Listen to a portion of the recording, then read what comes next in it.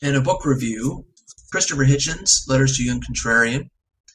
I read this a few years ago and was disappointed in it, but I decided to try it again because Christopher Hitchens is he's a hit and miss writer. Sometimes his writing is too much. It's too convoluted with all kinds of random names, and just like paragraphs can be just concentrated with names and places, and sometimes it's just really over your head, and you don't know how could this possibly be clear to anyone other than Christopher Hitchens. Often when he writes, you wonder whether he's only writing to himself. But there's a few points in here that I want to talk about. And as a motivator to watch this video, it's probably exactly the reason why I picked up this book. For a long time, I thought I had radical views compared to the public orthodox views. And Christopher Hitchens, of course, is a very outspoken radical for atheism.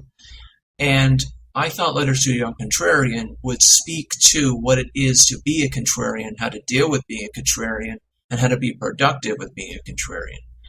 And I assume that most people watching these videos are also in the same boat, that they have views that are different than the common view, and they're wondering what to do with that, whether that should be private tension that they just have to deal with and hold their tongue at dinner parties, or whether it's something they can productively speak to and advertise and perhaps make change. And I think this book definitely speaks to Christopher Hitchens' unique dealing as being a radical, but it does also provide some generalizable points about what it is to be a dissenter and to think differently. And probably the most important message of Hitchens is the protection of free speech, not only to prevent violence to human beings who don't commit violence and simply think differently and have different views, but also to protect human progress. Because one kind of point he says, and I'll go through the book and talk about it more in detail, but he says that it is atheists that actually change the world. And by atheists, he doesn't necessarily mean always the religious context. He just means the unbeliever. But I'll get more into that as we go through the book, and I take out the most important point. So this is on page 1. This is the chapter 1. There is a preface and there's an introduction, which just kind of talks about what I just mentioned. But then he begins here, and there's a couple points on this page I want to make. So he's saying here, he's flattered that a person wrote to him to ask him to write this book on being a contrarian. He says that the flattery is in your suggestion that I might be anybody's model, when almost by definition a single existence cannot furnish any pattern. So of course he's absolutely right. Can a single instance furnish a pattern? A pattern requires many instances, and yet we're asking him to talk about what it's like to be a radical. We're looking to try to find out some wisdom about what the conditions of a radical are and strategies to do that, but there's no way to know what contrarianism is from a single instance like Hitchens. All Hitchens can speak to was what it's like to be a Hitchens radical. But can he speak to what it is to be a radical, or do you need many instances of that? He also says on the same page, the noble title of dissident must be earned rather than claimed. It connotes sacrifice and risk rather than mere disagreement. So that's also an important point. I think some people can disagree just to disagree, which is utterly useless. And also some people contain views that are just anti. So they're anti-religious, let's say, kind of like Hitchens. There's certain reasons that he is anti-religious, but he isn't just anti-religious just to be anti-religious. And that's the kind of point he's saying here as well. You can't just call yourself a dissident because you don't like the prevailing view, public views or prevailing orthodoxy. You actually have to put yourself out there with your own views. You have to say that this sucks and here's an alternative. You have to claim some kind of, you can't exist as an anti. You have to criticize other views, but you have to claim, if you want to claim existence, you have to put forward your own views to replace them.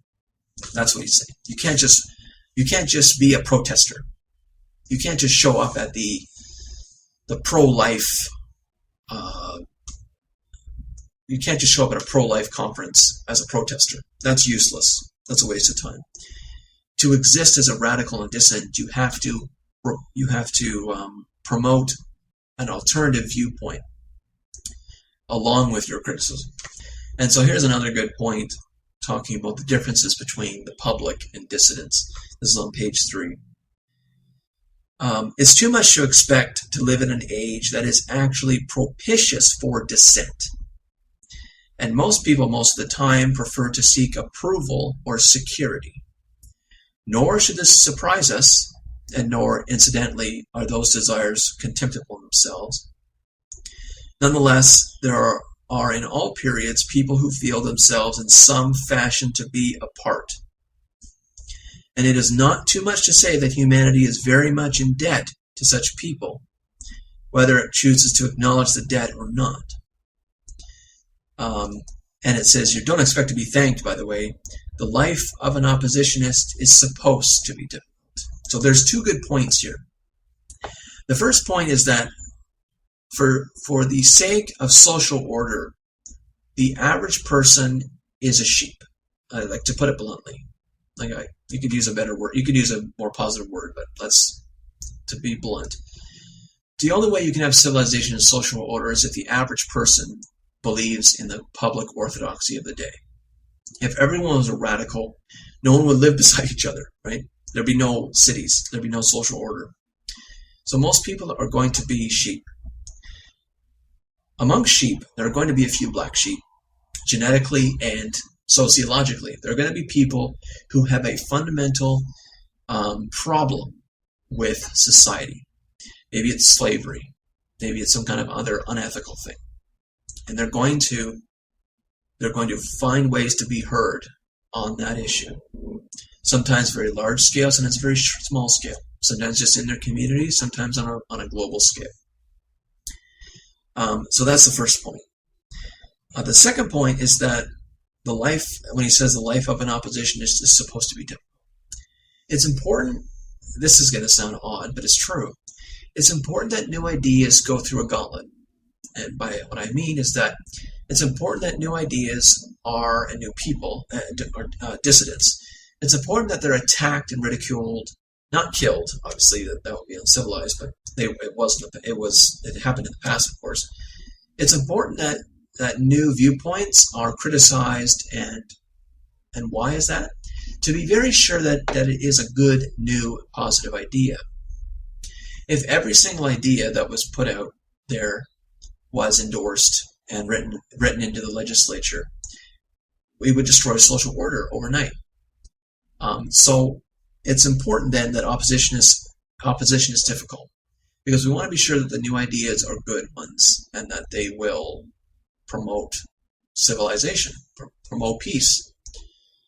So those are 2 good points.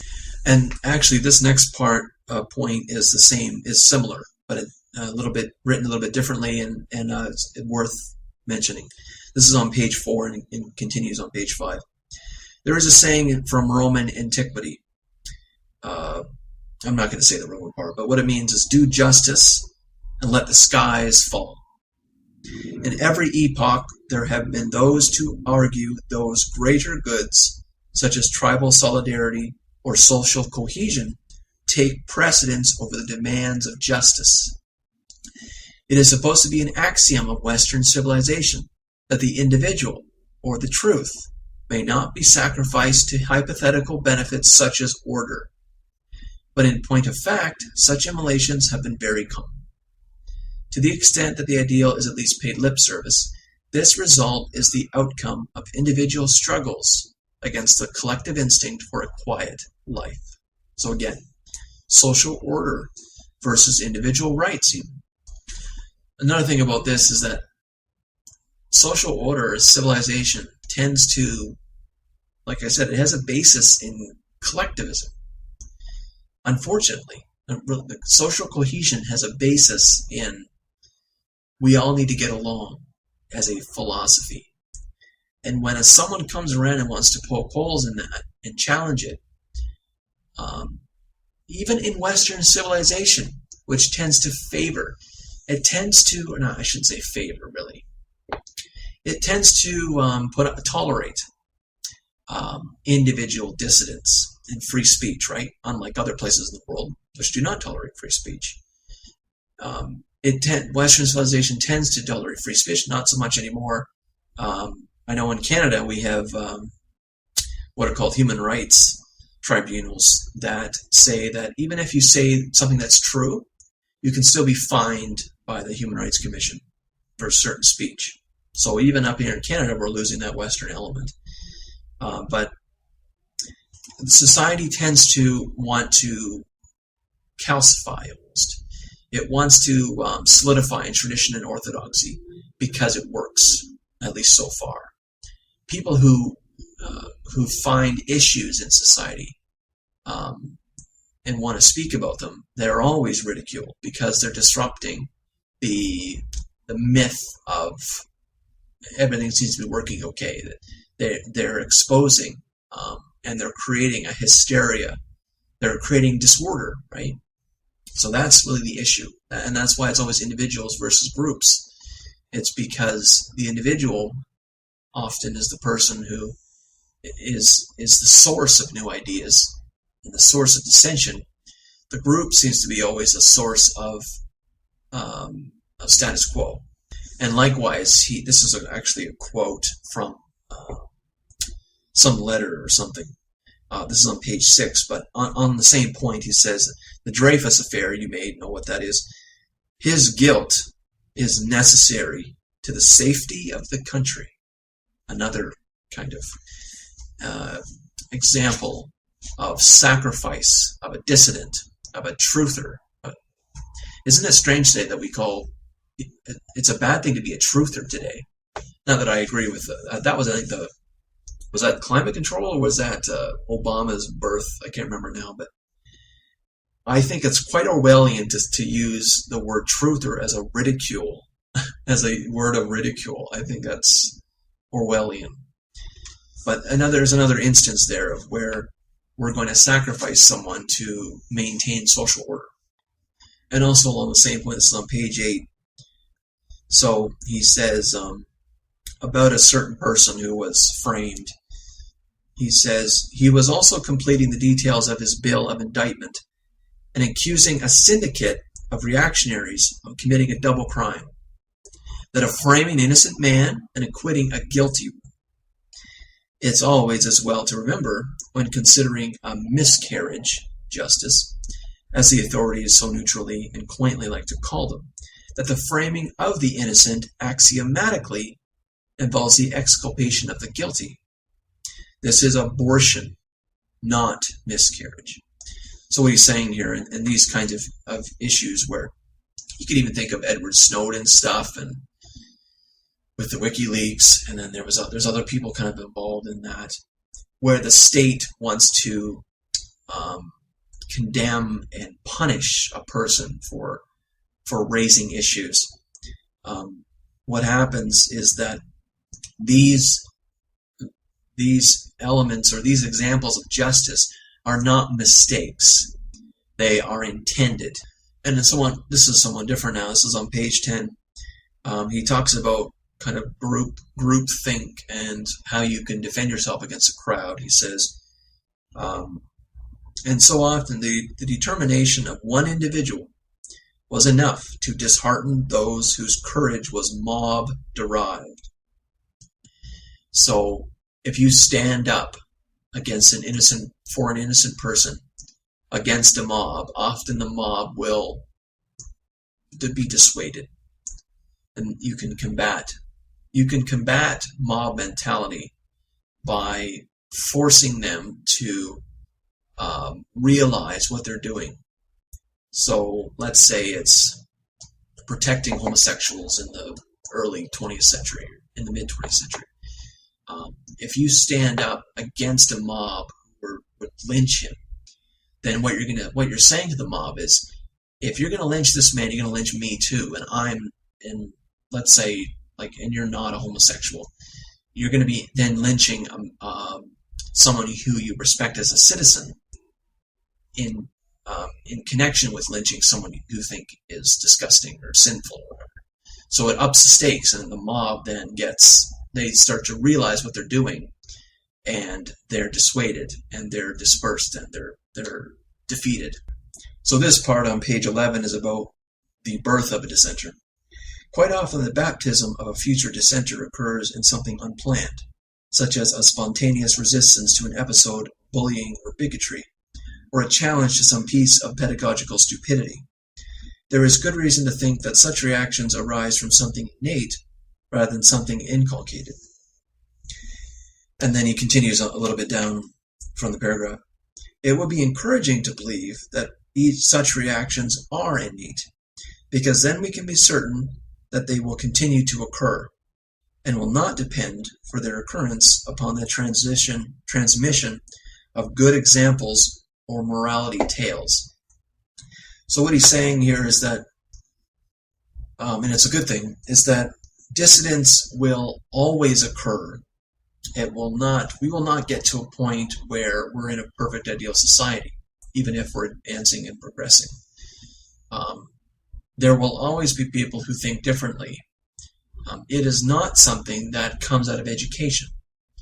It is something, at least worthwhile, I guess I should say, it could come out of education, it could come out of indoctrination. But the good dissidents, the actual ones that will give us progress, come out of people who think differently from their own circumstances and are not indoctrinated by some kind of cult or whatever. So he thinks it's not something that is bred, but comes from thinking on your own, some kind of innate circumstances, innate conditions, personal conditions. So this is on page 19. He's talking about the conditions of society to even accept new ideas. You seem to have grasped the point that there is something idiotic about those who believe that consensus, to give the hydra-headed beast just one of its names, is the highest good. Why do I use the offensive word idiotic? For two reasons that seem good to me. The first being my conviction that human beings do not, in fact, desire to live in some Disneyland of the mind, where there is an end to striving and a general feeling of contentment and bliss. This would be idiocy in its pejorative sense. The Athenians originally employed the term more lightly, defining as idiotus any man who was blandly indifferent to public affairs. So he's saying here is that luckily, well, maybe not luckily, maybe by nature, human beings are not really, this might be less true for religious people, but they're not really concerned, they don't really want some kind of utopia, place from nowhere is what utopia means. They don't want to be in a situation where new ideas, that there are no new ideas. There seems to be, even in society, a yearning for the weird. Like you could think of youth rebellion from ideas, right, or from their parents' ideas. But even in adults, there's people have a small, peculiar fetish for the strange, the unlawful sometimes. In movies, for example, and TV shows, they want to see a bit of violence. They want to see a bit of sex. They want to see things that are not ordinary in their worlds, and even a little bit strange and off.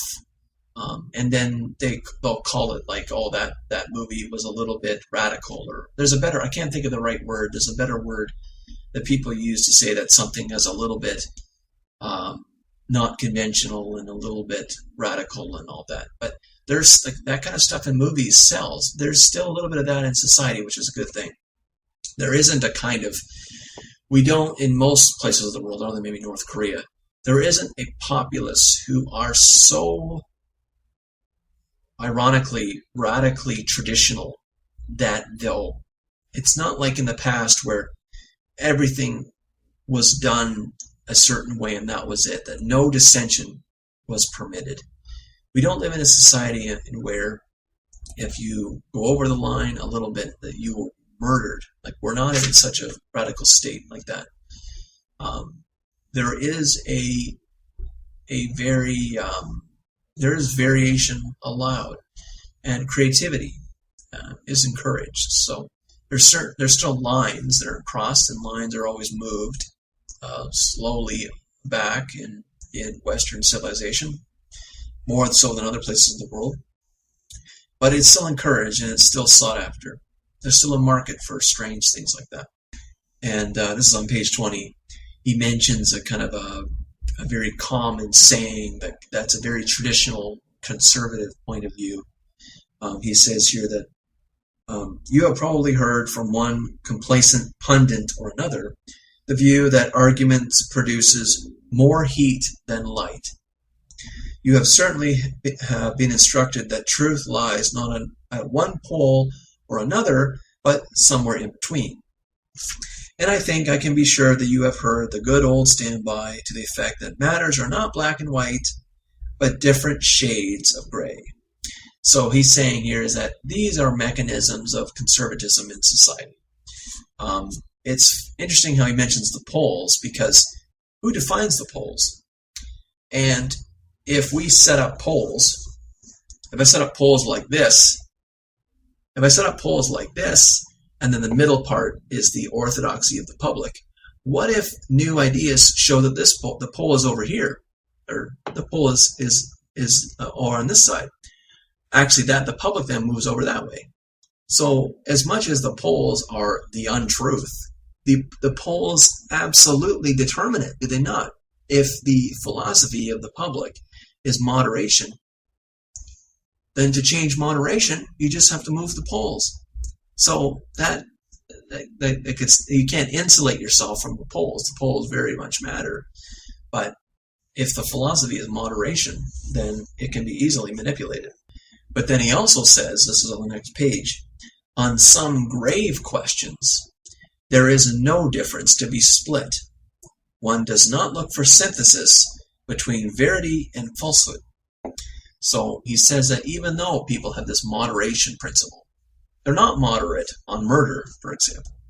They're not moderate on, well, you should have a little bit of poison and a little bit of food, unless you count alcohol. Then they'd be fine with that. But even if society has a philosophy of moderation, they're not moderate on certain things. And on page 21 is another good point about being prepared as a dissident. He